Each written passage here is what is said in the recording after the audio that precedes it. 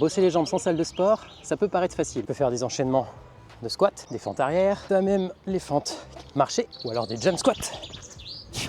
Le problème avec ce style d'enchaînement, de mouvement, c'est qu'on va bosser tout le temps les mêmes patterns de mouvement. En fait, le travail, il va pas être complet. Il y a 3 points que je vais soulever dans cette vidéo. Et le 3e point, c'est mon préféré. Donc reste bien jusqu'à la fin de la vidéo pour pas le louper. Et je dis pas ça que pour le watch time. Hello à tous, moi c'est Jérém, créateur de Physicome. Et mon objectif, c'est de t'aider toi à développer un corps musclé et puissant en 30 minutes par jour. Le tout sans salle de sport, donc depuis chez toi ou au parc de street workout. Si cet objectif te parle, abonne-toi, active la cloche et télécharge les 4 séances que je t'ai concoctées. Elles durent 35 minutes chacune. Échauffement compris, c'est totalement gratuit. Le lien est dans la description. Alors le premier point que j'aimerais aborder avec toi, c'est la surcharge progressive. Quand tu vas faire des enchaînements, donc tu vas faire, je sais pas, allez, 4 fois 20 squats, et puis tu vas enchaîner avec des fentes marchées, tu vas évidemment sentir tes muscles congestionnés, mais le souci c'est que c'est pas un facteur de progression. C'est pas ça ton indicateur pour te dire que tu vas progresser. Au final, en enchaînant ce type de mouvement jour après jour, ce que tu vas faire, c'est que tu vas plus stimuler ton cardio qu'autre chose. Et quand tu bosses chez toi, t'as pas forcément beaucoup de matos. Du coup, première chose pour faciliter ça, pense à travailler sur une jambe. Et quand tu vas te sentir à l'aise,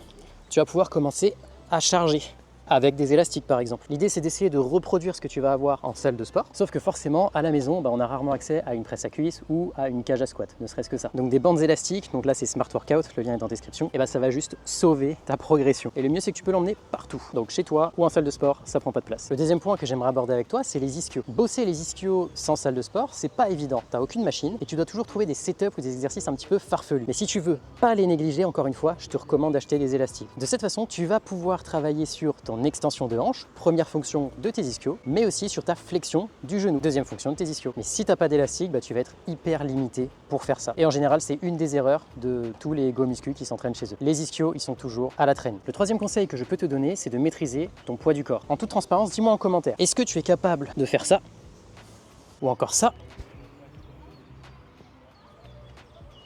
ou ne serait-ce que ça?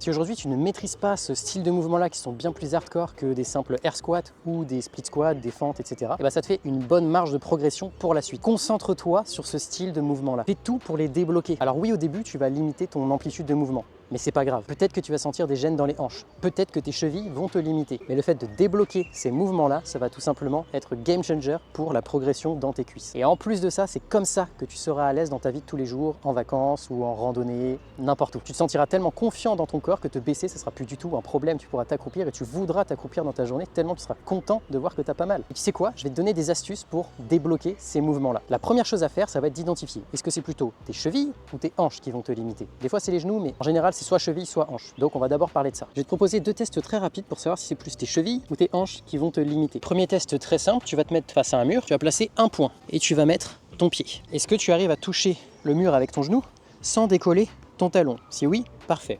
Niveau 2, tu vas mettre 2 fois la taille de ton poing et tu vas venir coller ton pied. Est-ce que tu arrives toujours à toucher le mur sans que ton talon ne décolle? Si oui, c'est plutôt bon signe. Donc on va commencer à regarder du côté des hanches. Attention, en fonction de la longueur de tes fémurs, ça peut ne rien vouloir dire. L'idée, c'est de pouvoir aller chercher le plus loin possible.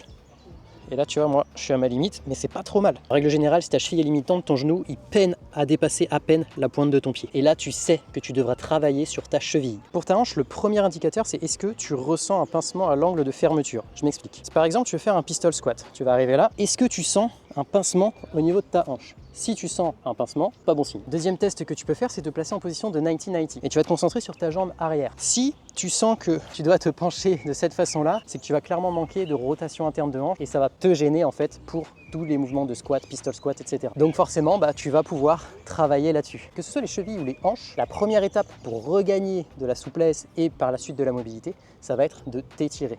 Donc tu vas t'étirer par exemple dans cette position-là pour les hanches ou alors dans cette position-là avec la gincale peut-être un peu plus grosse pour vraiment ressentir l'étirement dans ton mollet. Une fois que tu as étiré les zones qui sont concernées, tu vas commencer à vouloir renforcer le tout. Alors, il y a plein de méthodes pour le faire. Je ne vais pas m'attarder sur les plus complexes parce que là, on n'est pas sur un cas très précis. On est vraiment sur du général. Donc, ton cas à toi, peut-être qu'il a besoin de plus. Si c'est ça, réserve un appel avec moi.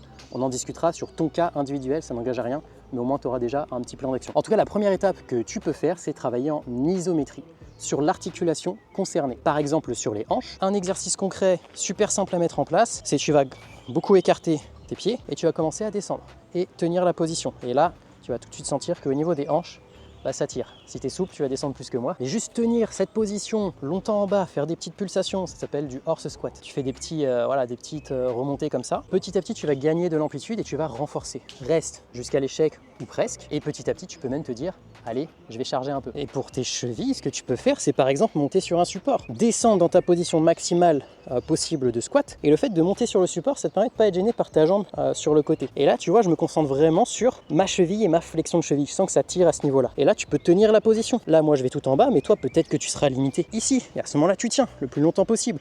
Et quand t'en peux plus, hop, tu reposes ta jambe. Donc le but de la vidéo, c'est pas de te donner une solution toute faite pour toi, c'est de te donner déjà des premières étapes. Donc si on récapitule, première chose, c'est mettre en place de la surcharge progressive, que tu bosses chez toi ou en salle, c'est le principe de base, que ce soit avec des élastiques, des haltères, des poids, peu importe. Deuxième principe, ne néglige pas tes ischio-jambiers, ils ont besoin de travailler à la fois pour te permettre d'être en bonne santé au niveau des hanches, mais aussi pour être en bonne santé au niveau des genoux. Si tu travailles que sur de la flexion et de l'extension de genoux, ça ne va pas le faire. Tu as besoin de tes ischios, d'avoir des ischios forts, encore plus si tu travailles sur tes quadriceps et tes fessiers. Tu ne peux pas les négliger. Et le troisième point, maîtrise ton poids du corps. Ça passe bien évidemment par le travail des mouvements que je t'ai montré, mais ça passe aussi par le travail de mobilité pour pouvoir débloquer ces mouvements-là. Donc évidemment, les premières étapes que je t'ai données sur le troisième point dans cette vidéo-là, c'est vraiment du général. Peut-être que ça va te suffire. Peut-être que ça ne va pas te suffire. Tout dépend de ton point de départ, de tes antécédents, peut-être que tu as des blessures, etc. Mais il y a tellement de possibilités à faire sur ce type de travail-là que je ne peux pas tout te dire dans cette vidéo-là, c'est impossible. Voilà, écoute, en tout cas, j'espère que cette vidéo t'aura plu. C'est la première fois que je tourne en extérieur comme ça avec des gens autour, c'est bizarre. Mais ça me permet de sortir de ma zone de confort et de te proposer une vidéo sur un format un petit peu différent de toujours être à la maison. Maintenant, il est temps de s'entraîner, donc écoute, je te dis à la prochaine et je te fais des bisous.